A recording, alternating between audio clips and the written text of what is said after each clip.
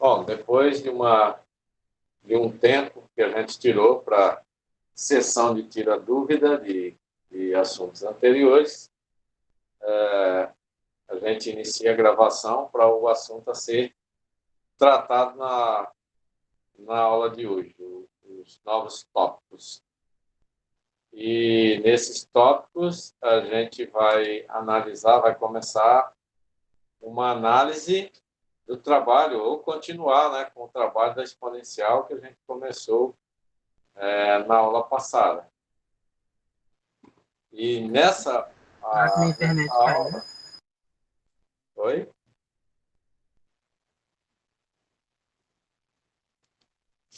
E nessa aula nós vamos analisar uma outra maneira de resolver essas questões complexas utilizando a forma polar para calcular a raiz de um complexo.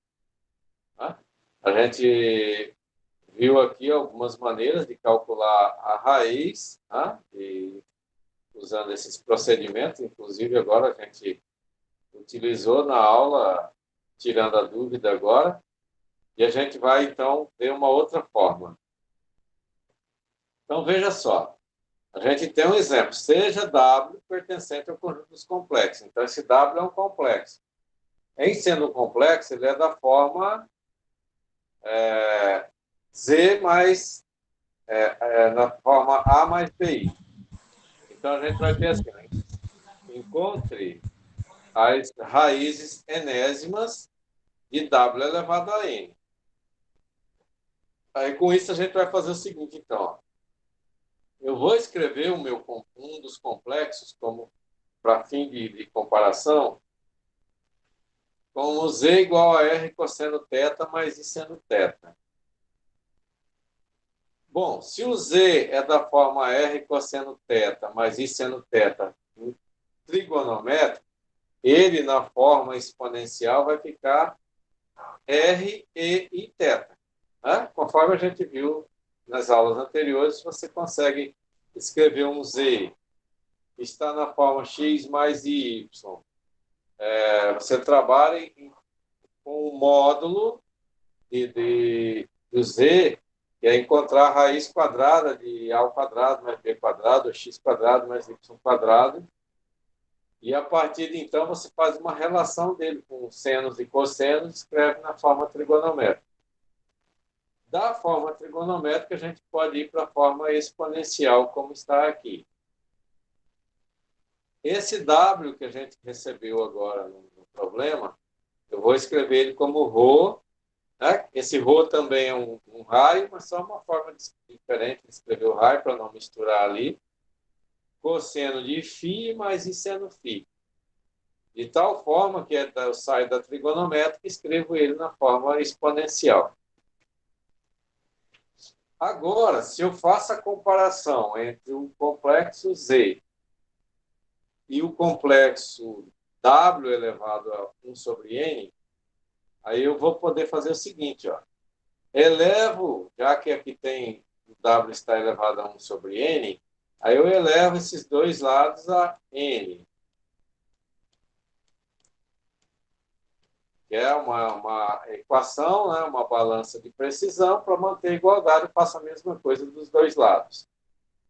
Aí esse N daqui, vou simplificar com o N do denominador aqui. Então, eu fiquei agora com Z elevado a N igual a W. Isso, se e somente se, agora no lugar desse Z elevado a N, lembre-se que o Z a gente diz que ele na forma exponencial é RE e θ. Então, você teria RE e θ elevado a N. Aí, como aqui é um produto, eu posso escrever R elevado a N e θ elevado a N. Aí eu faço o produto, vou ficar com isso daqui. Bom, o W é a mesma coisa. Vou substituir o W por ele na forma exponencial, que é o ρ e e φ. E a partir de então a gente vai fazer comparação, tá? Mas eu posso, antes de fazer a comparação, trabalhar com o módulo, tá? Aplicando o módulo aqui, aplicando o módulo nesse. Mesma coisa. Aí, então, como eu tenho produto, o módulo do produto é igual ao produto dos módulos. E aí você cuida, porque normalmente você acaba usando essas ideias para fazer as demonstrações vocês precisam fazer, né? Para não se enroscarem. E, de novo, né, eu peço que vocês escrevam, tomem nota do que vocês vão fazer, os passos que vocês vão utilizar para isso. Então, ó, aplicamos o módulo. O produto do módulo é igual ao módulo do produto. Tá aqui. Tá? O produto dos módulos, módulo do produto. Bom, como o R é o raio, lembre-se que você tem aqui o R sendo o raio, uma distância da origem até o complexo, que é o raio. Deixa eu só fazer o bichinho aqui menos feio. Voltei lá para trás. Aí aqui você tem que é o R. O R, por ele ser uma distância, ele é sempre positivo. Então, significa que o módulo de R elevado a N, independente do N ser positivo ou negativo, o módulo dele vai ser sempre positivo. Então, eu posso tirar do módulo. Ele vai ser sempre positivo, que é um raio. E esse raio representa a distância da origem até um ponto complexo lá num lugar qualquer, tá?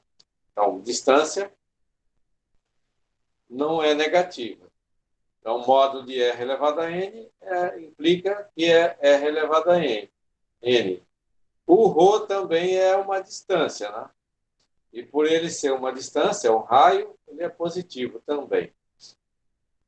Daqui a gente tira o seguinte, ó, estou com R elevado a N igual a ρ. Como eu quero uma relação de R para eu escrever uma equaçãozinha, basta que a gente eleve, ou basta que a gente tire a raiz dos dois lados aqui.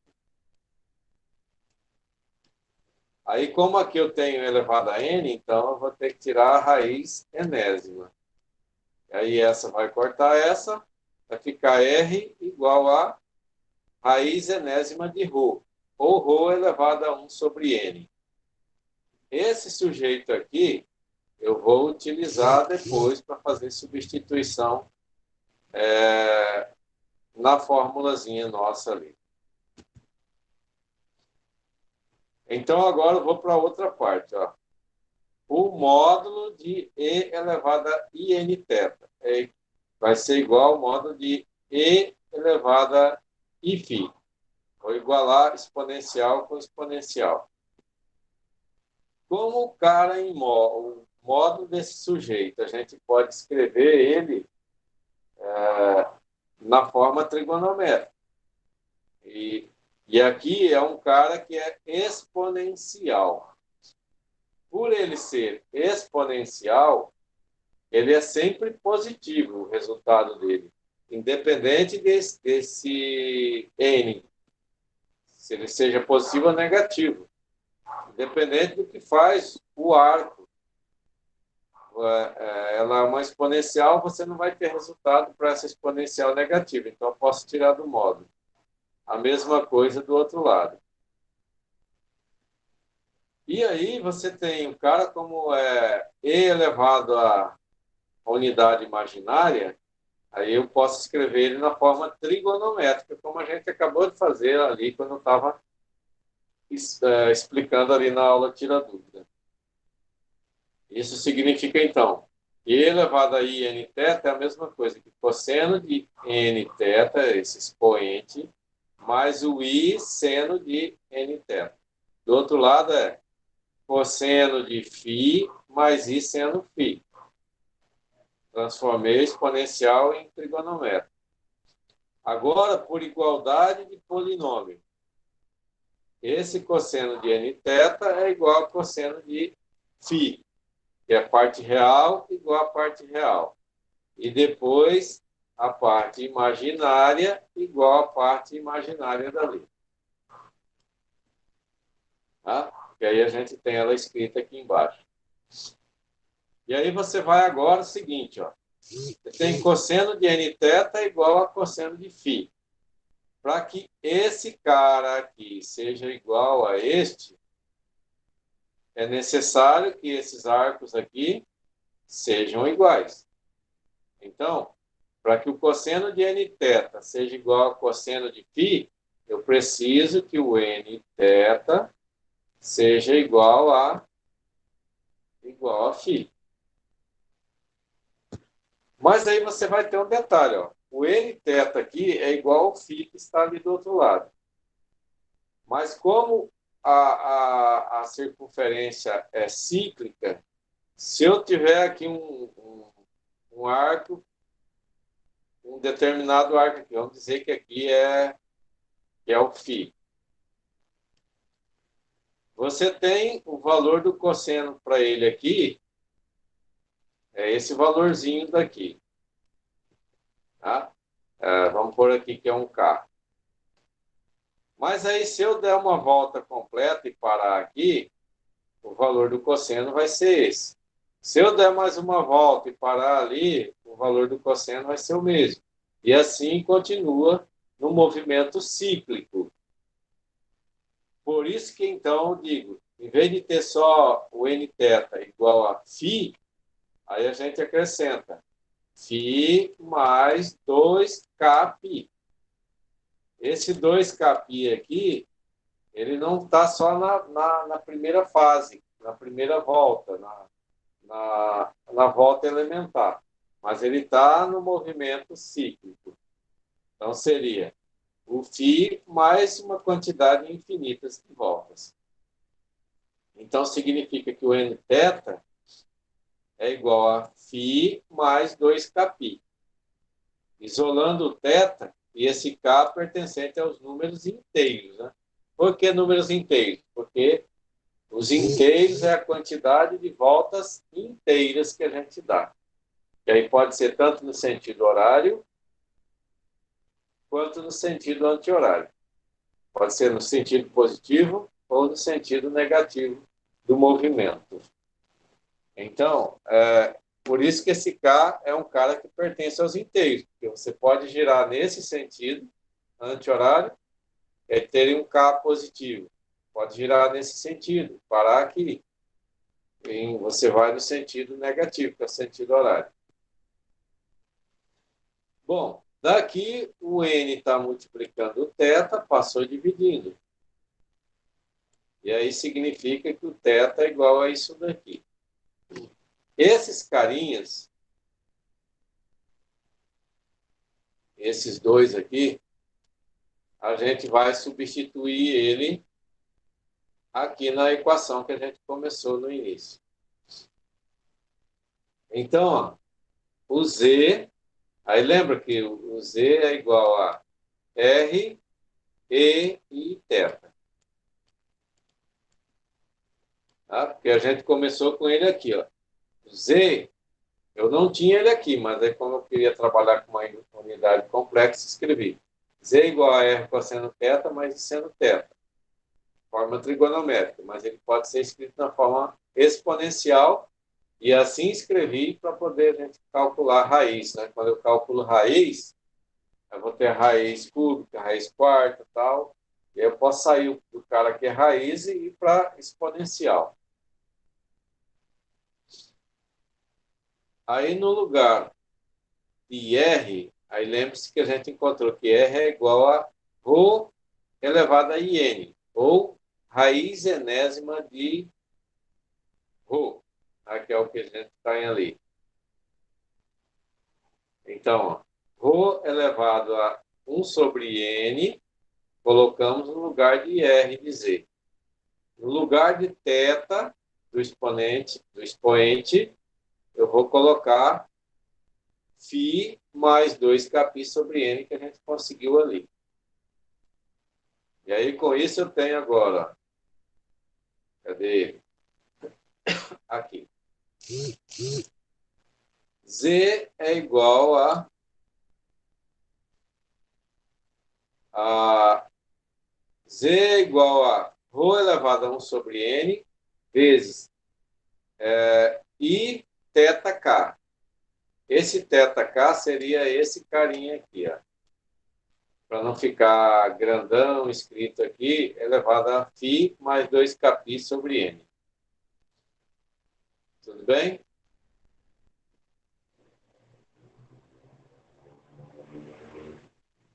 Ok, professor.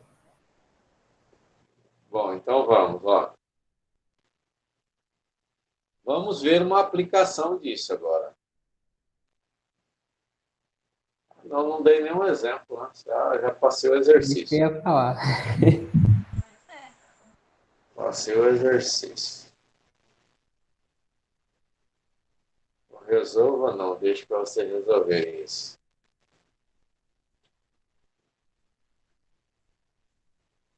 Deixa eu ver ali no exercício que eu passei o outro dia lá, se dá para eu deixar para vocês resolverem.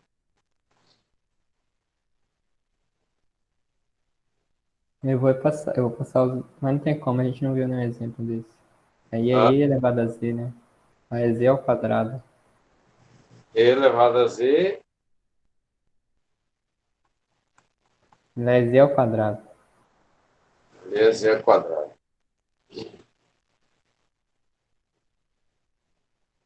Mais 2. Tá. Mas aí eu vou deixar a dica aqui, né? E aí no lugar, você vai escrever, o z é igual a x mais y.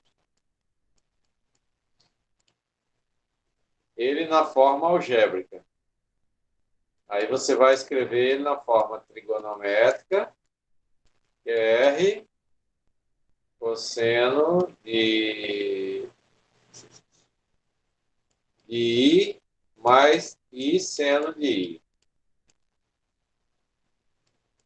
Está na forma trigonométrica e você põe ele na forma exponencial. Está na forma polar. Que é I RE elevado a IY. E aí você vem aqui, que o cara é desse jeito, aí você coloca ele aqui, né? O Z. Esse cara, você coloca aqui. Aí você vai. Ele está desse jeito, eleva ao quadrado, aí você vai ter o R ao quadrado, você vai aparecer um 2 aqui, né?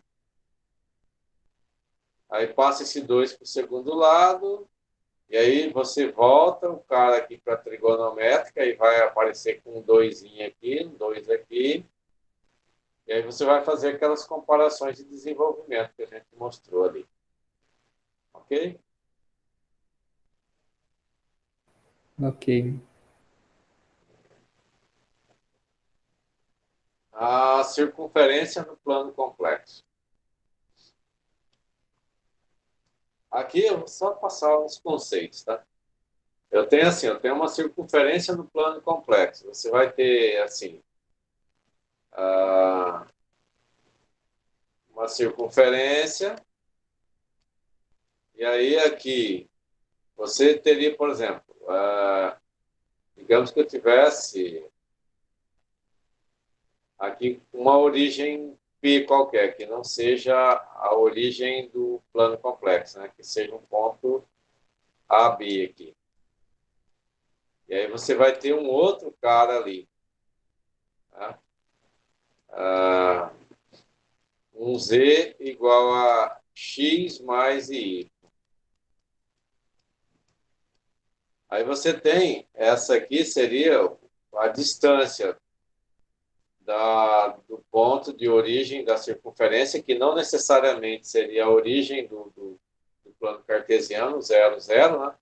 Mas seria um AB, e aqui você tem um raio. Quando você fizer a projeção aqui, ó, Você saiu daqui de um ponto que era A, foi até um outro que é X. Então, essa distância aqui é X menos A.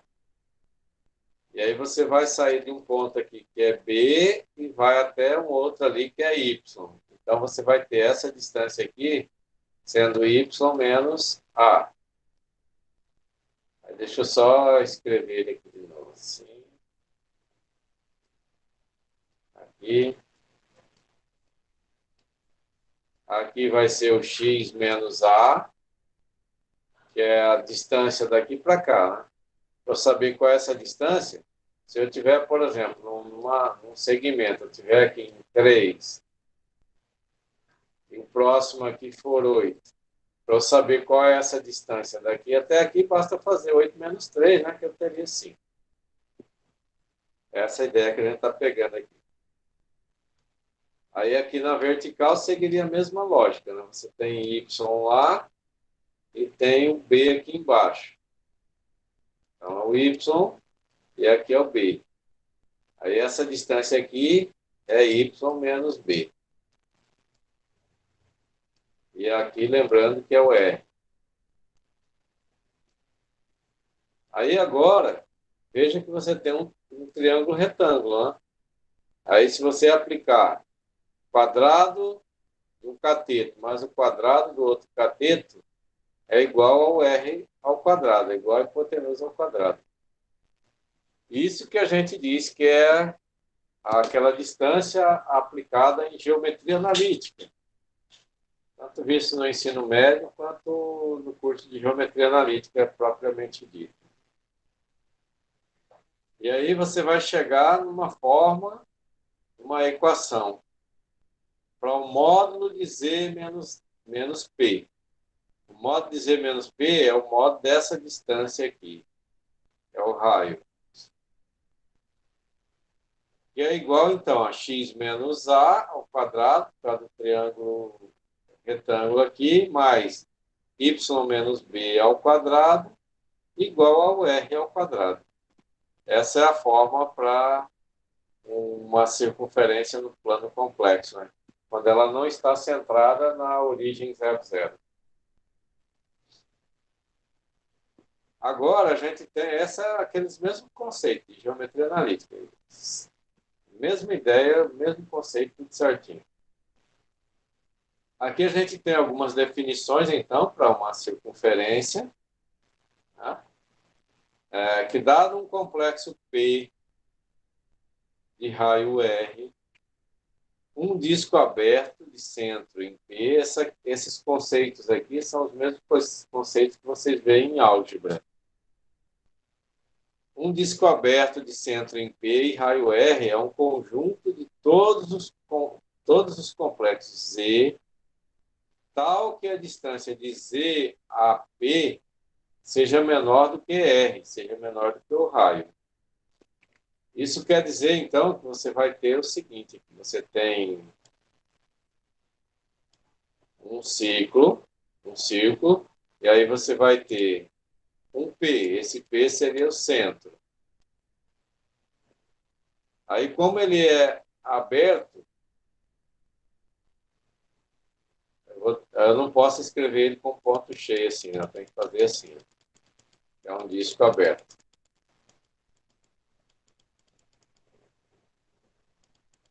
Aí você tem o P, que é o centro. E aí você vai ter, por aqui, vai ter Z. Vários infinitos pontinhos de Z.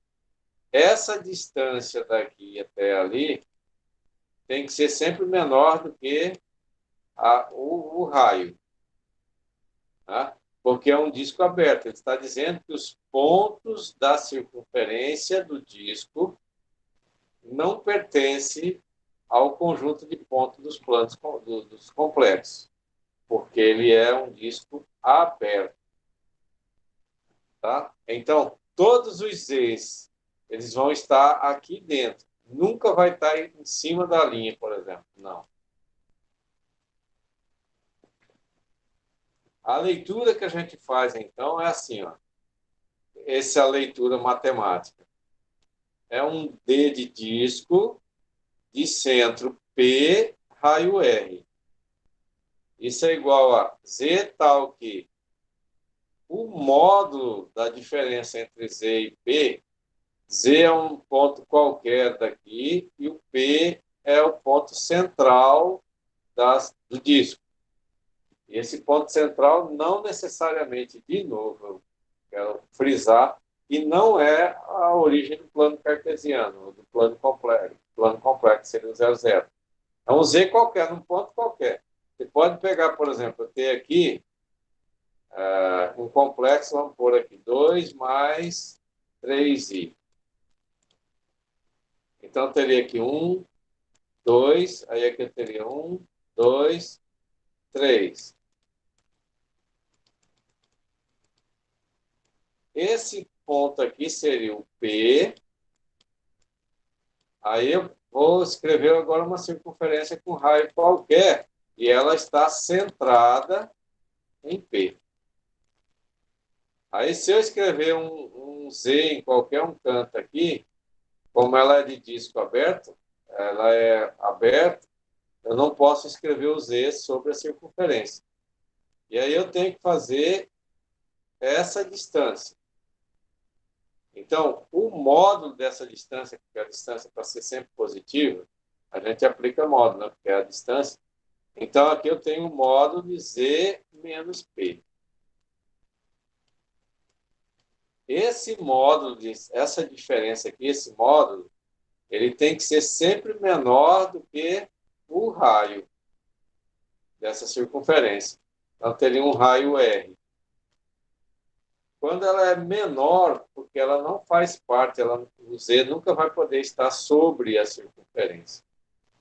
Então, de novo, a leitura. É um disco de centro em P, raio R. Aí a gente escreve ele algebricamente assim. Z tal que modo de Z menos P é menor do que o raio. Quando o disco for fechado, aí você vai ter essa circunferência aqui em ponto cheio. Significa que o Z pode ser qualquer lugar aqui de dentro, inclusive na própria circunferência, que não é o caso aqui. Então, tem um exemplo aqui.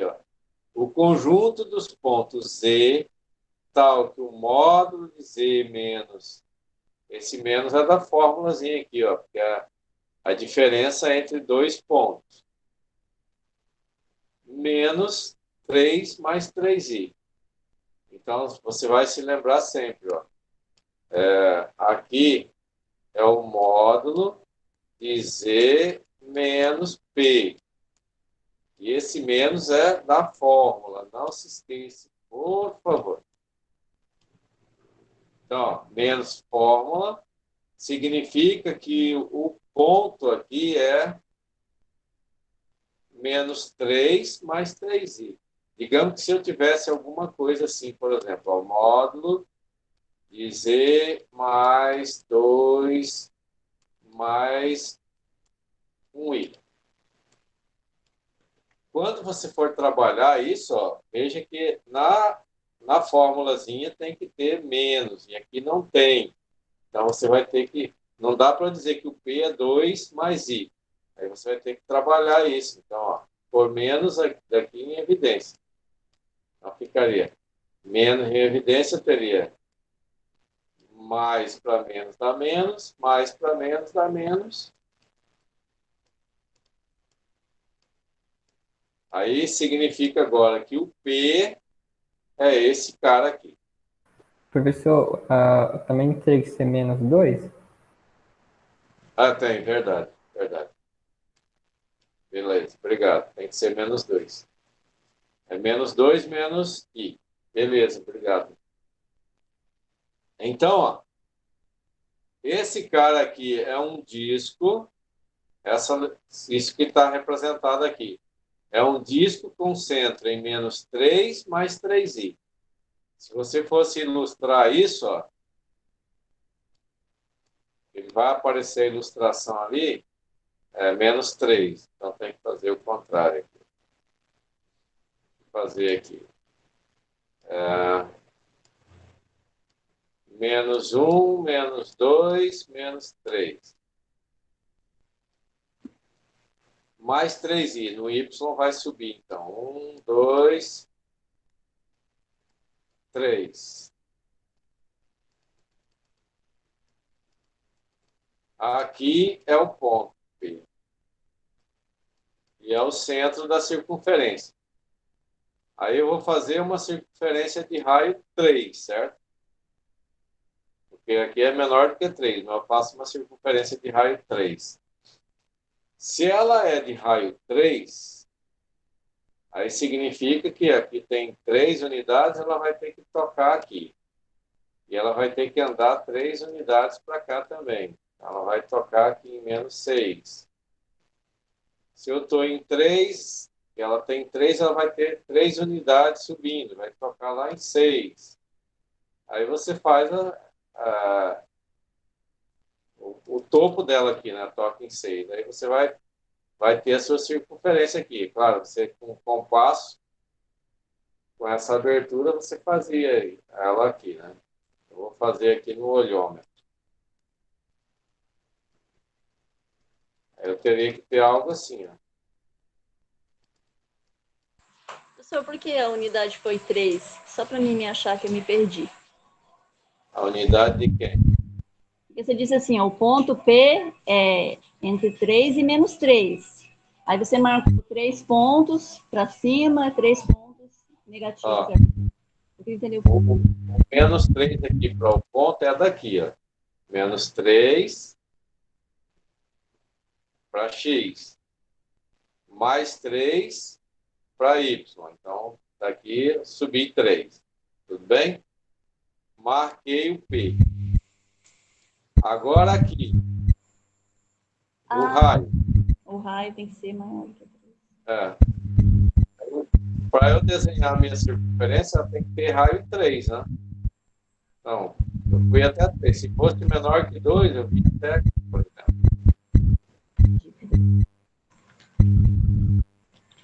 Aí, como ela é raio 3, coincidiu com os 3 ali, mera coincidência.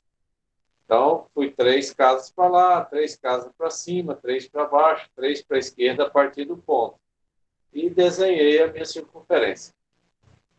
Mas bastaria você ter um compasso, por exemplo, aí você faria uma abertura de 3 unidades, tá? Faria o círculo. Desenharia a circunferência. Mas aí é importante que você tenha esse entendimento, né? Aí aqui, como é menor que 3, então pinta tudo aqui dentro, ó. Tudo dentro aqui a gente vai colorir. Só não vai colorir, só não vai servir a própria em cima da circunferência, tá? Mas o disco aqui dentro, o círculo, a gente vai pintar todo. Aí está ele aqui, ó.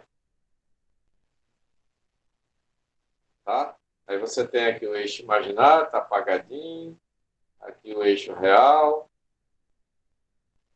O eixo imaginário aqui e tal. E tá ela. Pintei toda a região aqui dentro. Porque ele está dizendo que é menor do que 3. Se ele dissesse que era maior do que 3, aí em vez de pintar dentro, ia pintar fora. Aí seria toda a região externa. Tudo bem?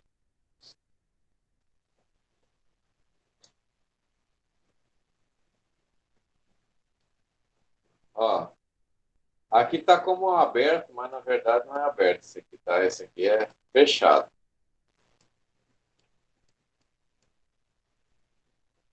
Fechado. Eu corrigi no arquivo lá, mas eu não, como eu tinha mandado esse PDF para vocês, eu não mexi nele. Então tem, ó. Isso aqui são definições, né? Dado um complexo P de raio R, esse complexo P é porque a gente está trabalhando no ponto complexo, no plano complexo. Então, se eu desenho aqui, esse plano é complexo. Aí eu tenho um P qualquer, ele é da forma A mais BI, certo? É por isso que estou dizendo que ele é um complexo. Um disco fechado de centro em P e raio R. É um conjunto de todos os números complexos Z, tal que a distância de Z e P seja menor ou igual.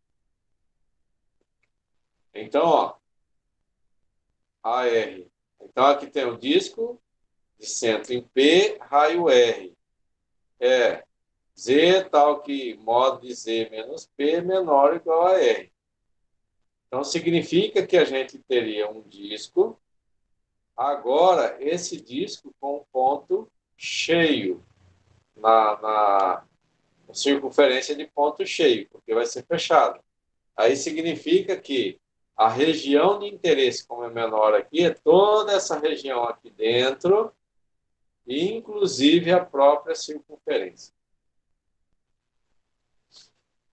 Aí a gente tem agora como exemplo um conjunto de pontos Z tal que, aí de novo, quero fixar para vocês que é Z menos o ponto, não se esqueça. E aí tem que fazer o jogo de sinal.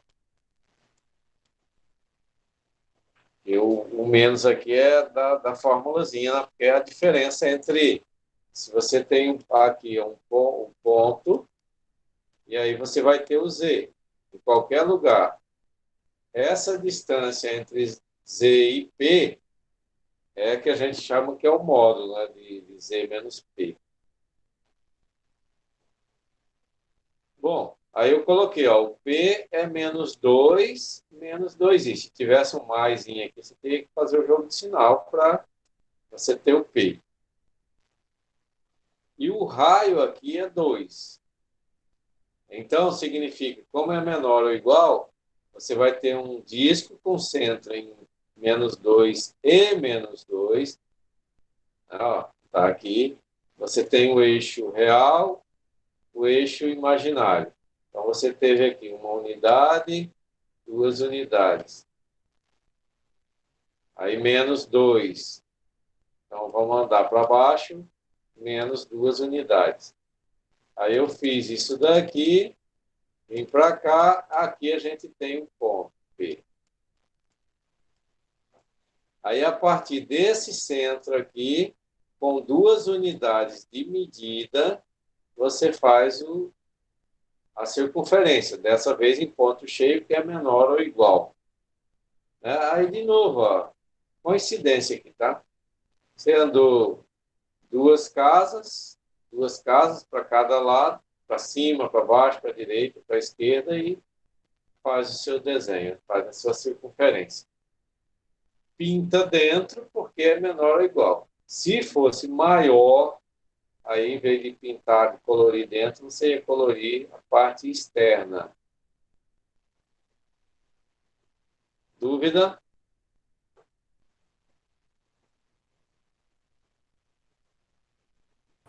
Ó, faça a representação gráfica, o exemplo, de Z. E o Z obedece a essas condições. Ó.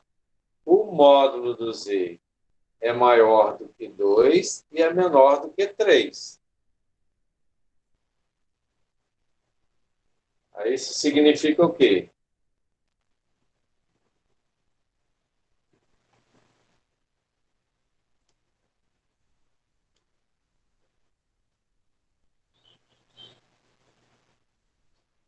O módulo de Z menos P.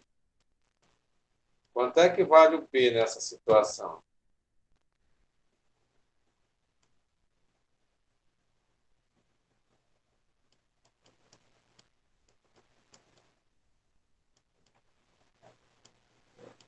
Seria um?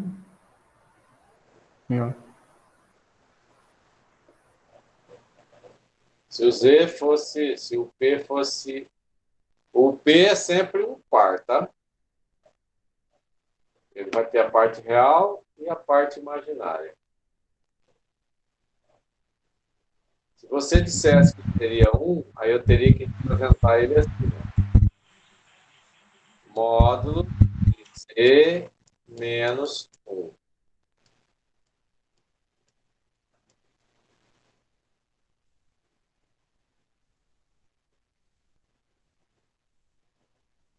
Então, quanto é que vale o Z?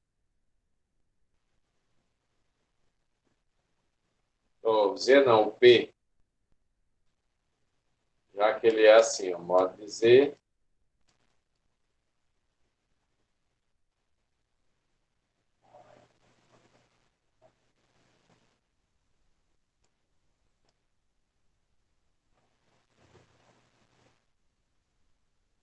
Quanto?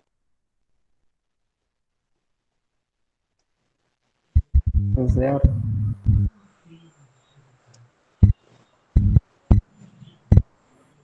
Zero. Então, nesse caso aqui, é uma circunferência, o cara representa a circunferência com centro na origem. É zero. E agora? Eu tenho dois valores aqui.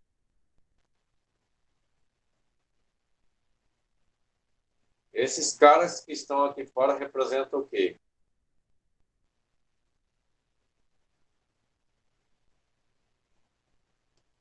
Fora do módulo, o que que você tem? O R. O raio. O raio. Então, se fora eu tenho um raio. E agora aqui?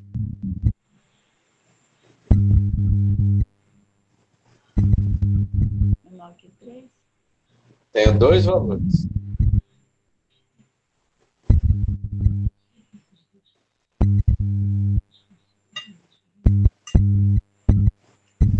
O 3. Esse é um raio, Menor. esse é outro raio, não é? Se eu tenho dois raios aqui, então significa que eu vou ter duas circunferências. Confere?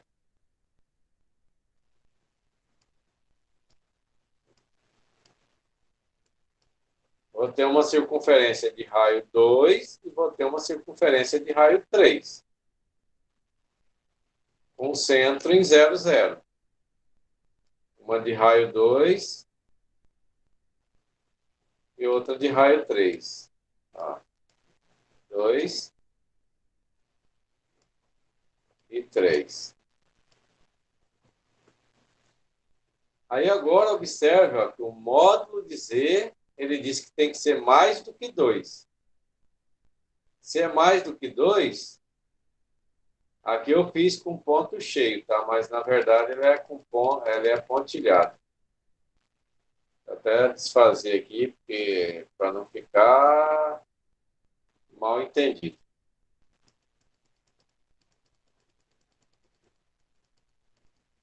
É pontilhado. Aí 2. A outra também é pontilhada, que significa que a própria circunferência não faz parte da brincadeira aí. Só ficaria rachurada a parte na parte extrema entre as duas circunferências, né? Sim. Ó, aqui é mais do que 2. Então, não pode ser dentro, né? Porque dentro é menor do que 2. Então, tem que ser fora aqui. Toda essa região. Aí ele está dizendo que tem que ser menos do que 3. Ele é mais do que 2. Mais do que 2, ele pode ir para o infinito. Mas aí a gente põe um limitante aqui, que ele é menos do que 3. Aí você tem a outra que é menor do que 3. Então vai ficar só essa região aqui, interior, rachurada. Aí significa então que a gente vai ter o que a gente chama de coroa circular. Tá? É uma coroa.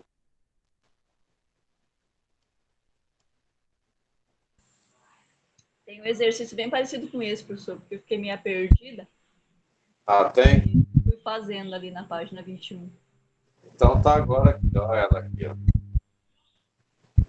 Você tem uma circunferência, está centrada na origem porque é o modo de Z aqui.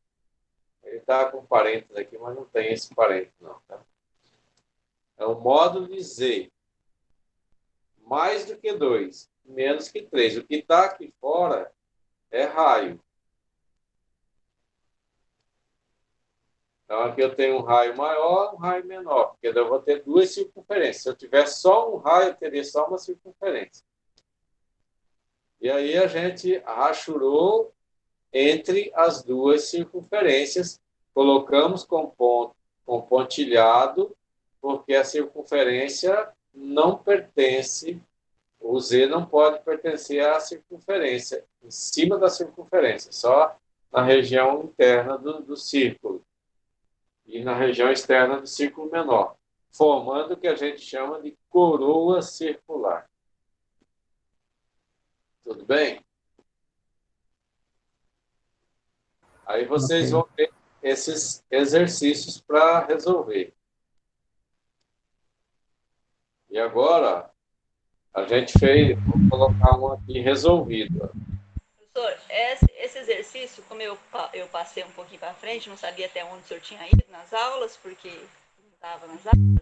Quando eu cheguei no 4 e no 5, eu empaquei, professor. Ah, nesse aqui? É.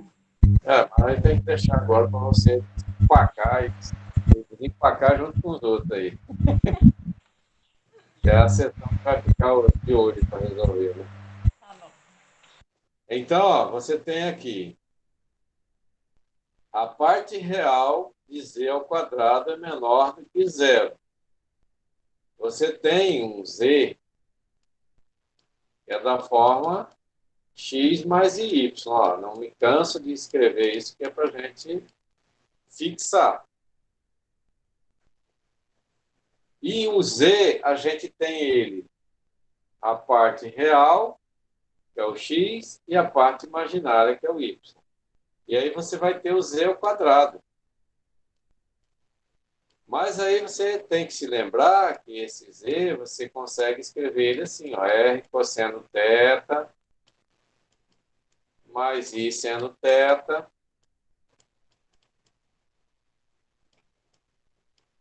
e aí, aqui tem um izinho, tem um θ, e daqui você consegue escrever esse cara ainda como, melhor ainda, como exponencial, i elevado a θ.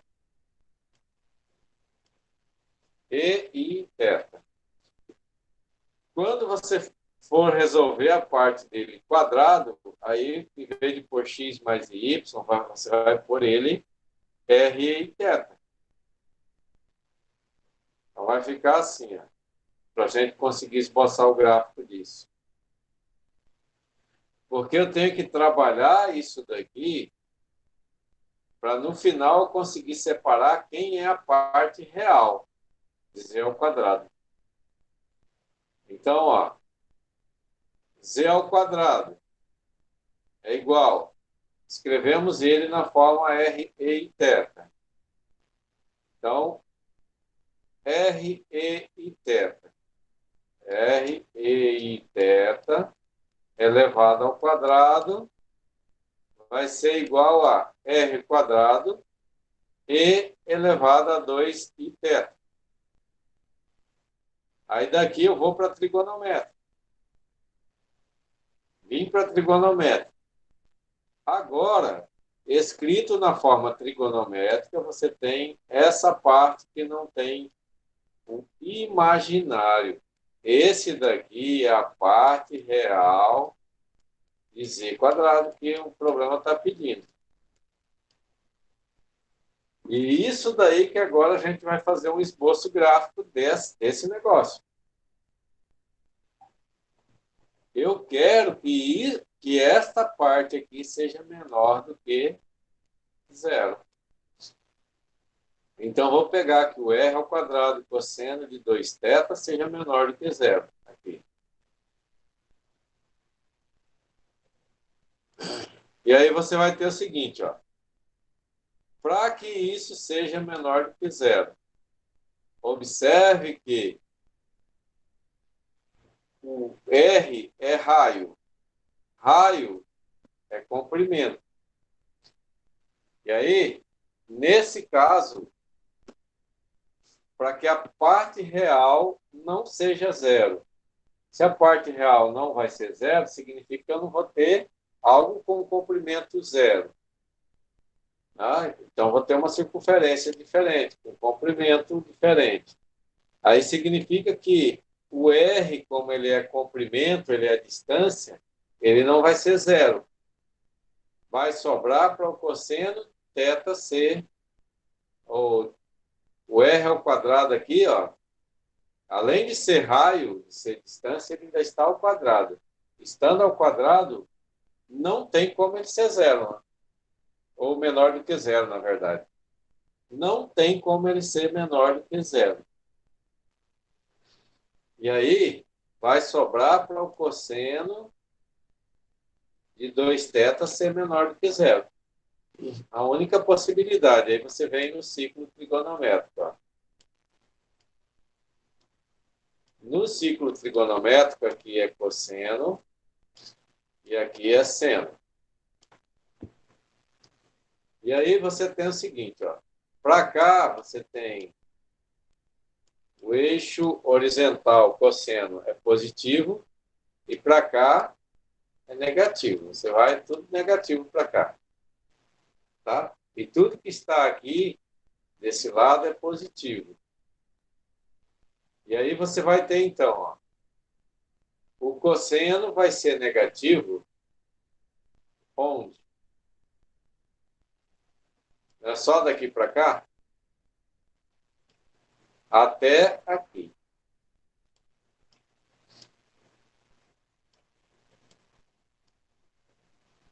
Aqui em cima o cosseno é zero, aqui em cima é zero.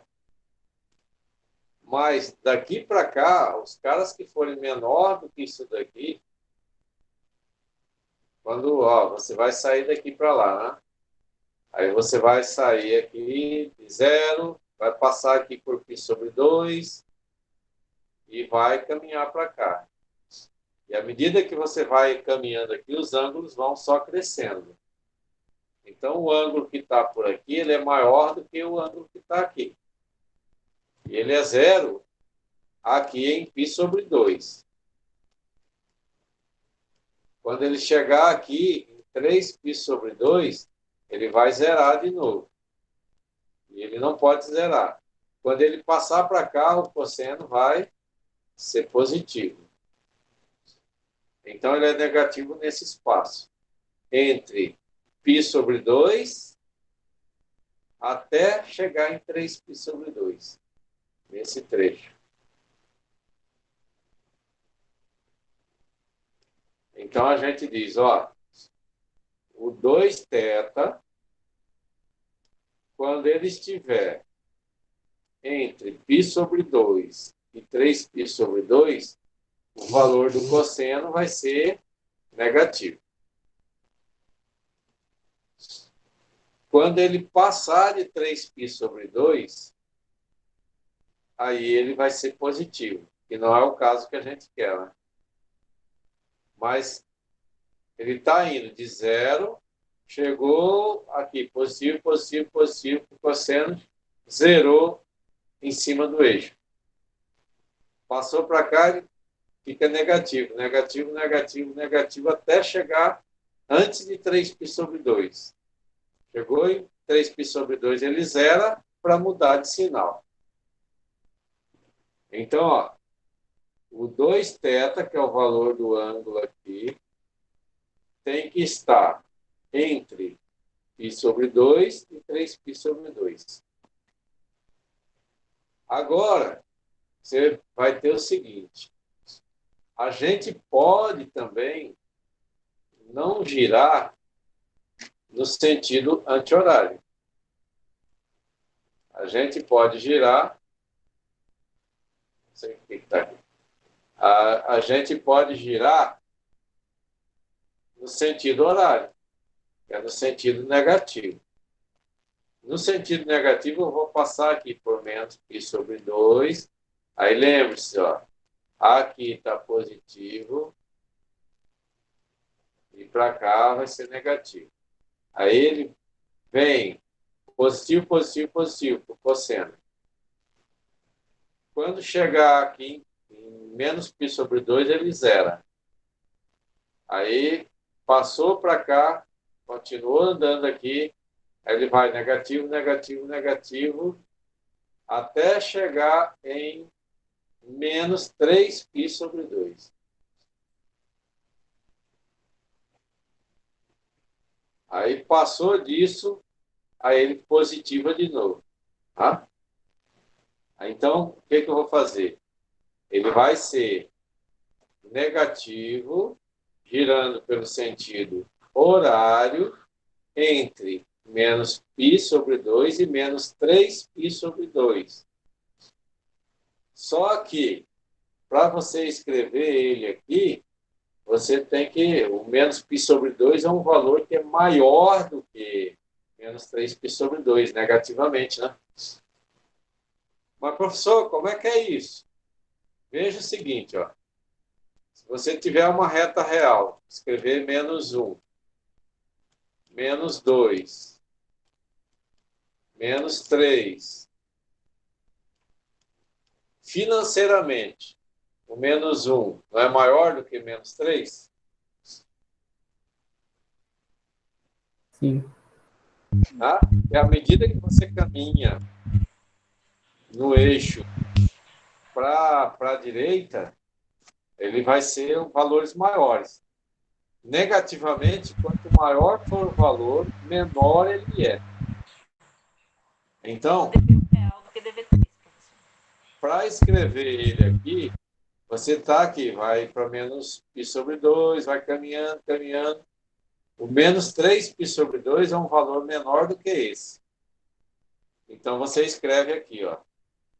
O 2θ é menor do que menos π sobre 2, mas é maior do que menos 3π sobre 2.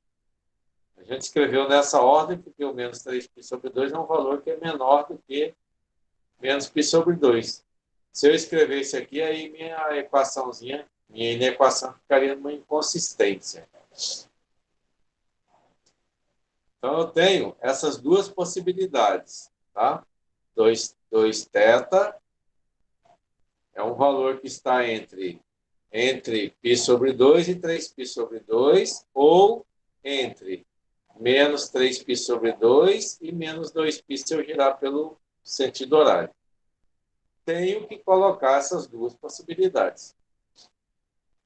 Aí o 2 que está multiplicando passa dividindo. Vai dividir para os dois lados, certo? Está multiplicando aqui, vai dividir para os dois lados. Então, a gente vai ter o θ, um só, porque aqui eu tinha 2, é um valor que vai estar entre π sobre 4 e 3π sobre 4, ou menos 3π sobre 4 e menos π sobre 4. Aí a ilustração vai ficar assim. Aqui, π sobre 4, 3π sobre 4. Aí toda essa região aqui, ó, faz parte, ó, como ela é menor aqui, aí põe aqui pontilhado, ó. O π sobre 4 vai daqui até lá. Infinito aí. O 3π sobre 4 vai daqui da origem até o infinito, pontilhado. Aí a gente achurou aqui interno. Aí a outra possibilidade é entre menos π sobre 4, girando aqui pelo sentido horário, e menos 3π sobre 4. De novo, pontilhadinho. E aí a gente coloriu aqui dentro, achurou aqui dentro. Esta é a representação do problema que ele pediu, ó. A solução disso. A solução é que os valores do θ, tá, tem que estar entre π sobre 4 e 3π sobre 4, e menos 3π sobre 4 e menos π sobre 4. A solução dele ali é essa. O esboço do gráfico dele. Tudo bem?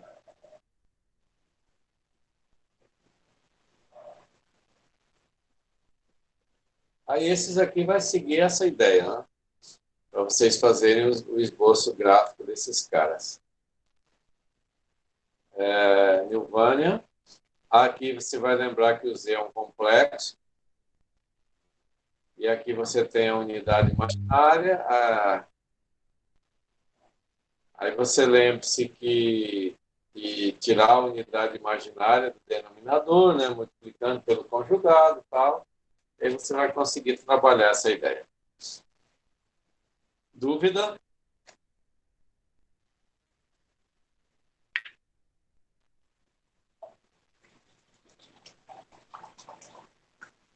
Todo mundo quietinho. Na hora da lista, professor, nós vamos se arrepender de não ter perguntado alguma coisa. Oi? Na hora da lista, a gente se arrepende de não ter perguntado, observado que tinha uma coisa diferente, mas agora sim a explicação faz sentido. Tá ótimo. Beleza.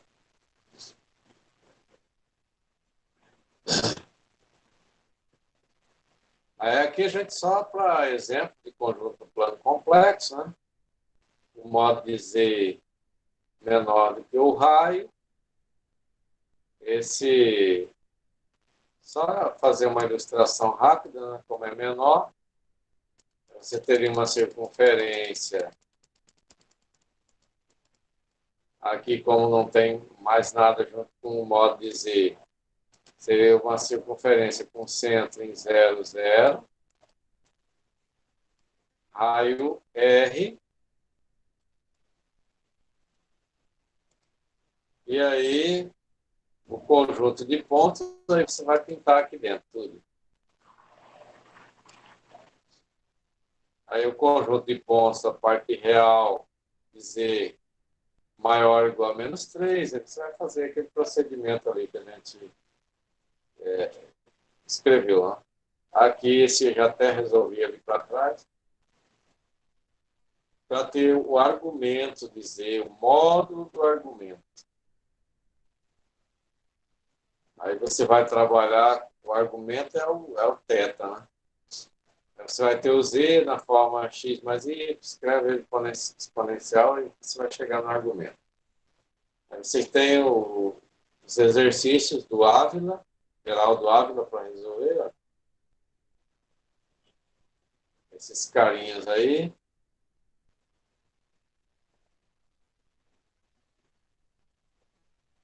Aí aqui tem as atividades complementares, isso é geral, tá?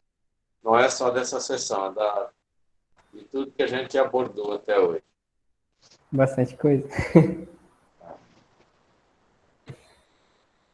Aí a gente tem uma topologia do plano complexo, que é uma questão da álgebra, né?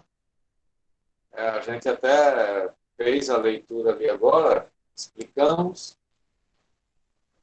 E aí você tem uma bola aberta, ou um disco aberto, né, que é a mesma coisa, que é a bola aberta aqui, que é uma bola de centro Z0 e raio R, que é aquela mesma leitura que a gente fez, né?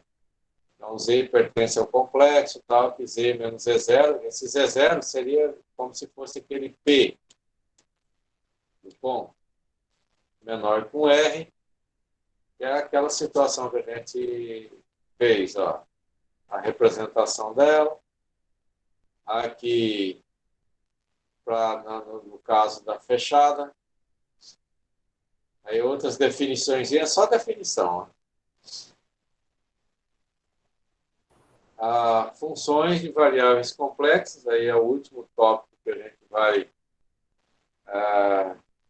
fazer uma breve abordagem. Se você tem um Z complexo, você pode ter uma função complexa também. E aí você teria, então, um FZ complexo. E aí esse FZ é igual a UZ mais VZ. Aí veja que Z é x mais Y. Então, aqui você teria o U de x mais Y, ou U de XY. Porque isso daqui você consegue escrever ele assim, ó, XY. E aí, com isso, você ia ter agora No lugar de Z, U de Z mais IV de Z, que é uma função de Z, você escreve o complexo como duas novas funções. Tá? E aí, teria então Fz igual a U de xy mais IV de xy. Aí essa primeira parte é a parte real, uma função, e a outra parte é imaginária. Então a gente saiu agora de um complexo tem a parte real, número, e a parte imaginária, número, para função. Então, agora, aqui você vai ter função, vai ter função. Tá? O Z é uma função, VZ é uma função. Então, aí você teria o XY aqui, parte real, que não tem unidade imaginária. V de XY, parte imaginária, que é o que acompanha o I. Um exemplo bem simples. Aqui essa parte a gente desconsidera, que teve um errozinho ali.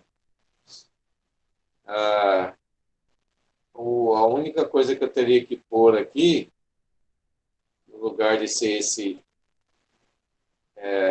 ZF, na verdade é aqui, ó. Z diferente de zero. O Z diferente de zero, por quê? Porque eu tenho o Z como denominador aqui, né? Se ele fosse zero, aí me daria uma inconsistência. Aí, de novo, eu tenho 1 sobre Z. Aí, lembrando que Z é da forma x mais y. Aí, a gente tem ele Fz, que não é módulo, é 1 sobre x mais y. Aí, você tira a unidade imaginária do denominador. Como é que tira a unidade imaginária do denominador? Multiplicando denominador e numerador pelo conjugado. Então, multiplicamos aqui pelo conjugado, conjugado. Desenvolve a multiplicação, a gente vai chegar em x ao quadrado mais y ao quadrado, e lá em cima isso aqui vezes 1. Separando, que é uma soma, uma subtração sobre um denominador, eu posso separar. Então, eu teria o x sobre x ao quadrado mais y ao quadrado e menos ou mais, tanto faz, o i sobre menos x quadrado mais y quadrado. E daqui você tem esse aqui é a parte real, que é o u, e esse aqui é a parte imaginária. Tá? Aí, escrevendo na formazinha que a gente queria ali, ó, essa parte é o u de xy e essa outra parte é o v de xy. Então, agora eu saí de algo que era números, que é uma parte real, fui para a parte de funções. Aí aqui a gente tem as extensões das funções, que ela pode ser escrita na forma de polinômio complexo. Aí esse alfa 0, alfa 1, z e tal, são complexos. Aí esses alfas a gente escreve aqui, que o PZ é alfa 0 mais I beta 0, que é um complexo, vezes x mais IY, que é o Z, complexo. O alfa 1, escrito como complexo, alfa 1 mais I beta 1, vezes x mais I, Y complexo, ao quadrado. E assim vai. Desenvolvendo isso, fazendo a multiplicação, separando o que é real do que é imaginário, aí você vai chegar em U, que é a parte real, e V, que é a parte imaginária do complexo. Tá? Aqui eu só desenvolvi a multiplicação aqui, chuveirinho e tal, esse vezes esse. E aí a gente tem ele desenvolvido aqui, ó. Aí os caras que não têm I, a gente separa.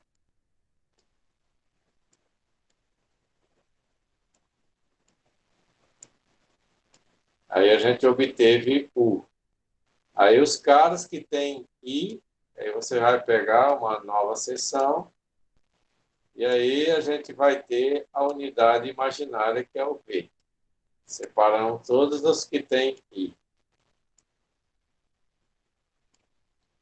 E aí escrevemos aqui, obviamente, sem o I, né? Porque a gente colocou a unidade imaginária aqui em evidência, tá? Um detalhe importante, e aí a gente já até viu sobre, é sobre ele na forma exponencial. E elevado a z. A gente já viu que é e elevado a x mais y. Então, e elevado a x aqui, a gente transforma esse em produto. Esse e elevado a y na forma trigonométrica. O ex só repetimos.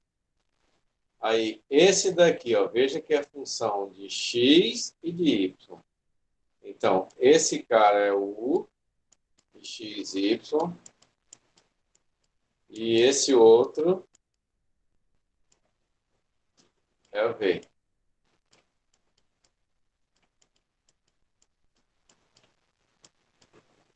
Então,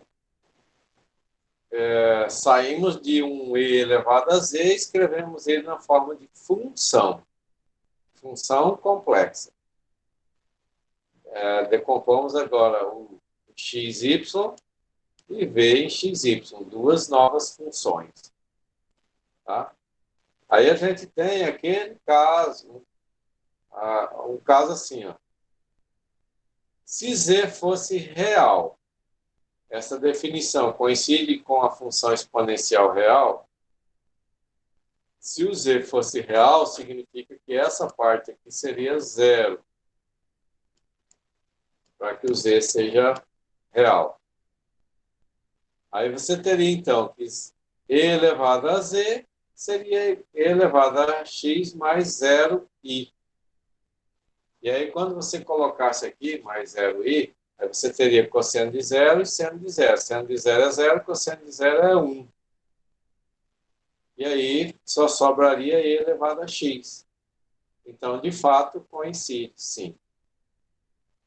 E elevado a z conserva as propriedades, aquela de e elevado a z1 mais z2 é igual a e elevado a z1 vezes z2, e elevado a z2. Aí sim, aí é para vocês verificarem se de fato acontece. As funções trigonométricas na forma exponencial, para demonstrar isso, né?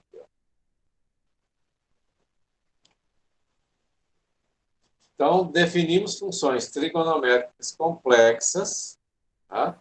Da seguinte forma. Essas duas já foi pedido no exercício, não, professor? Oi?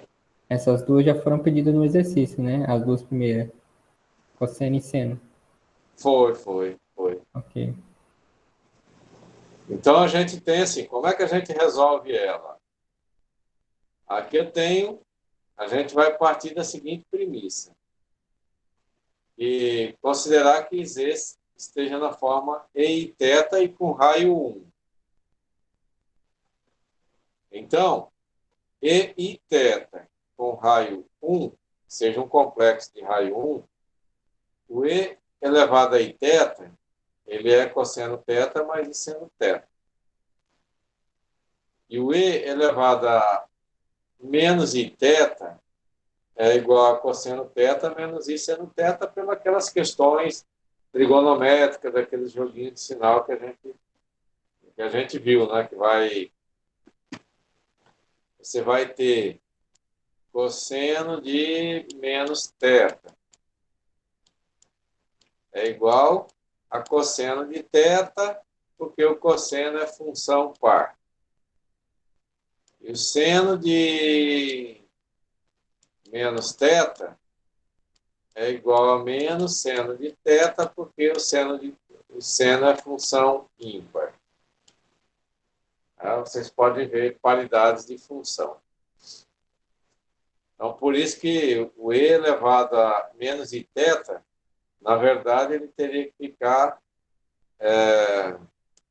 e elevado a menos iθ, ele ia ficar assim, ó. Cosseno de menos θ mais i seno de menos θ.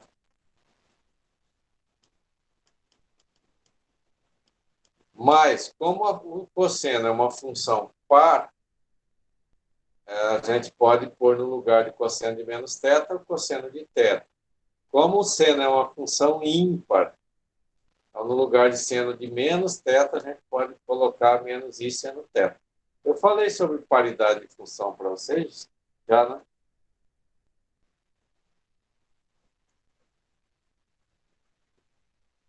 Sim ou não? Paridade. O senhor poderia dar um exemplo nominal? Nem sei se esse termo está certo. Cosseno. O cosseno não é aqui nesse eixo? Sim. Tá. Se eu pegar um arco aqui qualquer, aí eu tenho que, vamos pôr aqui, θ. Para eu ter o cosseno, eu projeto ele aqui, nesse eixo. Para eu ter o seno, eu projeto nesse outro, no eixo vertical. Então, se eu girar nesse sentido, eu tenho θ. Se eu girar nesse, eu vou ter menos θ. Então, significa assim, ó. Eu teria aqui menos θ. Mas para eu saber o cosseno, eu vou aqui também, ó. Então, tanto faz o cosseno do θ ou do menos θ, vai ter o mesmo valor. Então, digamos assim, vamos pegar um numérico.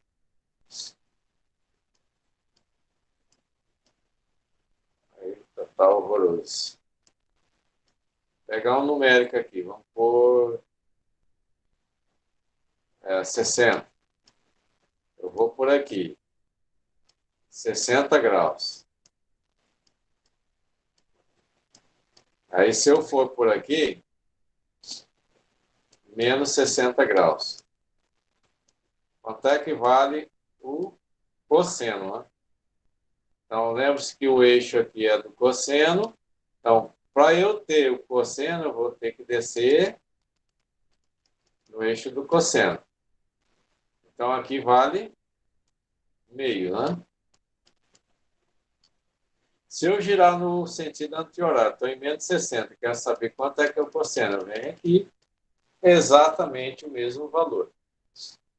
Então, tanto faz o cosseno de 60 como o cosseno de menos 60, tem valores iguais. E aí, por eles terem valores iguais, tanto o cosseno de 60 como o cosseno de menos 60, ele é chamado de função par. Seria como se você tivesse lá um x ao quadrado.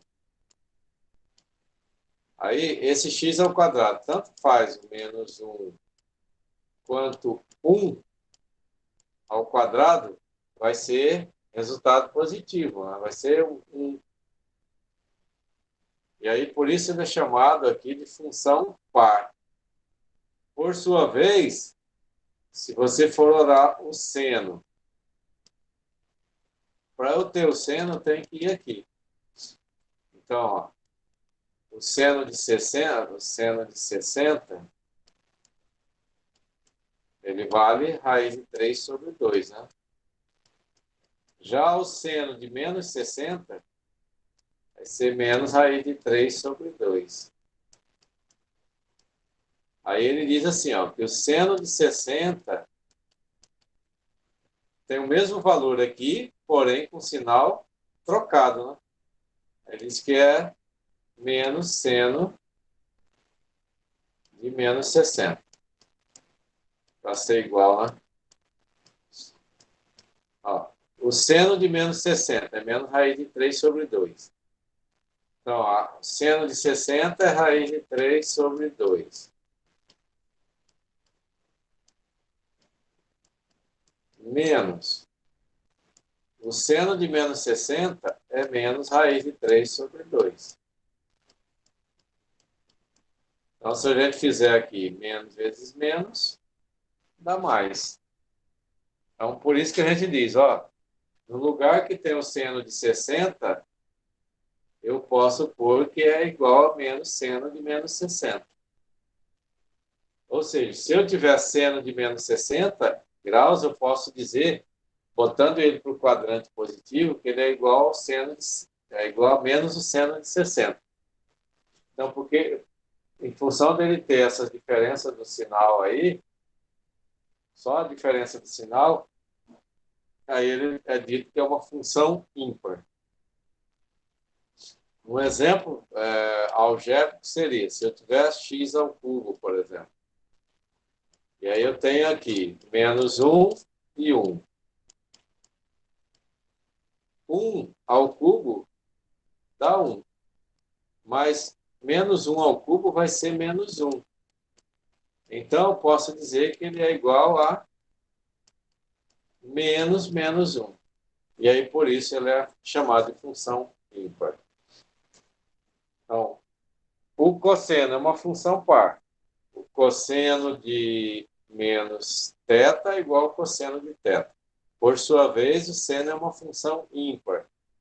Ou seja, o seno de menos θ é igual ao seno de θ, é igual a menos o seno de θ. Por isso que ficou aqui. Tudo bem? Entendido? Sim, professor.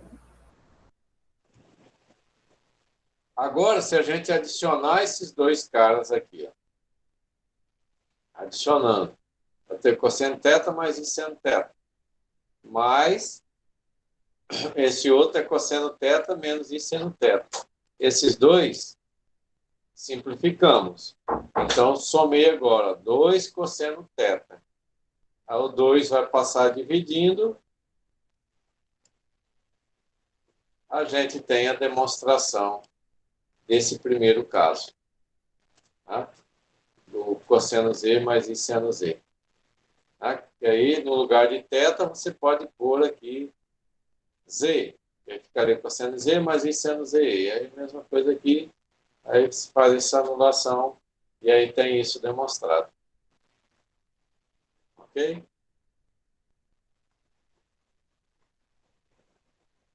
Aí aqui para verificar. Deixa eu ver outro. O hiperbólico. Esse. Definimos o logaritmo da seguinte forma, ó, dentro do plano complexo. O logaritmo de um complexo é igual ao logaritmo do módulo de z. Lembre-se, o módulo de z é o raio. Então, o logaritmo do raio. Mas e argumento de z? O argumento do z é o ângulo. Se eu escrever como z igual a r cosseno θ mais i seno θ, aí você tem o raio e tem o θ. Θ é argumento de z. Tá? Então, ó, a gente define da seguinte forma. O logaritmo de um complexo, você recebeu um z. O logaritmo dele é igual ao logaritmo do módulo do z, que é o raio. Aí lembrando que é a raiz quadrada tal de a ao quadrado mais b quadrado. Mais i argumento de z. O argumento aqui é o ângulo. Onde a parte real é o ln de z, e a parte imaginária é o argumento, ou seja, é o ângulo. Então, se você recebe um complexo e tem que representar ele na forma de logaritmo, aí você vai aplicar essa ideia aqui. Você vai ter o ln da parte real e o argumento. A prova está aqui, ó. Z é igual a R, E e θ. Se eu tomo o logaritmo dos dois lados, apliquei o logaritmo dos dois lados para manter a balança, eu tenho, então, ln desse produto. Aplicando a regra do logaritmo, logaritmo do produto é igual à soma dos logaritmos. Então, vim aqui, saí daqui e vim para cá, soma dos logaritmos. Esse exponencial aqui, né, no logaritmo, o logaritmo de um e exponencial é igual a esse exponencial, vem para cá, produto do logaritmo da base. Aí lembre-se que o logaritmo natural ele tem como base e. Aí quando é e na base e, tudo isso aqui vai valer 1. Então, o logaritmo de ln de e base e, né, que é a base do logaritmo natural, é igual a 1. E θ vezes 1 é o próprio θ. E assim a gente ficou. Ó. Aqui é a parte real. E esse daqui, a parte imaginária, que é o argumento, conforme a gente comentou ali.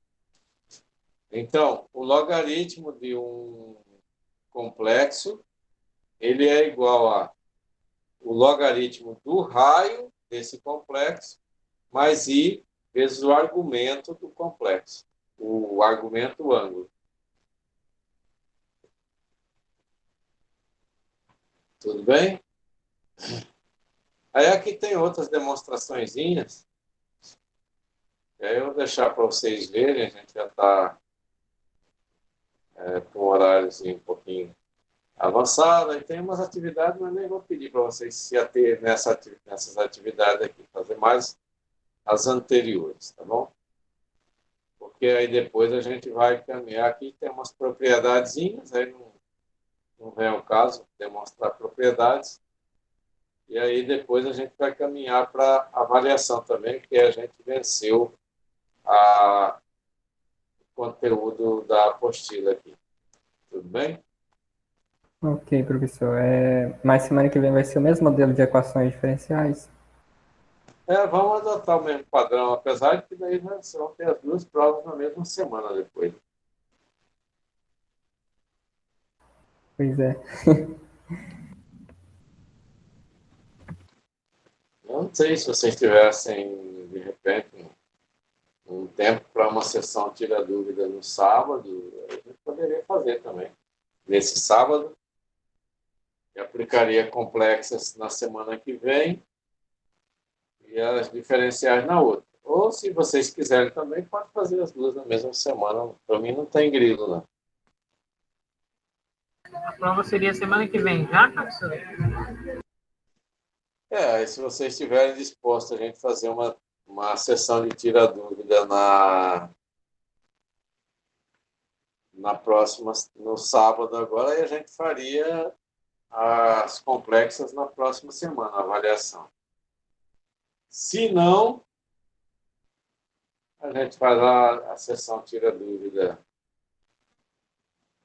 na semana que vem e a prova na outra semana. Ou poderia fazer assim,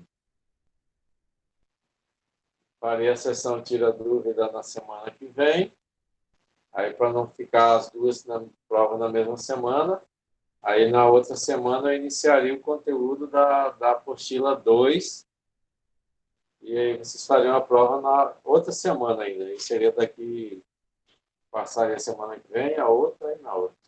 Fica na escolha de vocês. Enquanto vocês pensam aí, eu vou pedir o seguinte aqui. Tá gravando ainda para responder a presença no chat. Tá? Responda a presença no chat aí para ficar gravadinho, direitinho.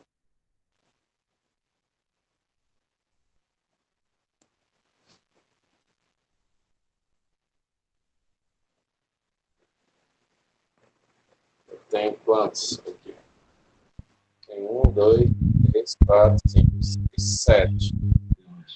Professor, eu estava colocando meu celular no carregador, o senhor disse que as dúvidas seriam agora nesse sábado? Aí a gente está vendo aqui, né? Se falta alguém responder a presença aí. Eu não posso, professor, nesse sábado. Não, aí a gente faz na semana que vem, não tem problema. A Rosemara, vocês estão errados. Eu não estou entendendo nada. É 1, 2, 3. Ei, quem não respondeu ainda aí? 1, 2, 3. Vamos aqui, ó. Respondeu o Juan, Antônio, Vânia, Jéssica, Rosimara, João. 1, 2, 3, 4, 5, 6. Quem que aqui tem? Antônio. A Danila não respondeu. Ela está por aí ainda? Ela precisou sair, ela me disse. Então tá. Aí eu vou interromper aqui, porque senão esse vídeo fica extenso demais. Interromper, gravação, parar, interromper, e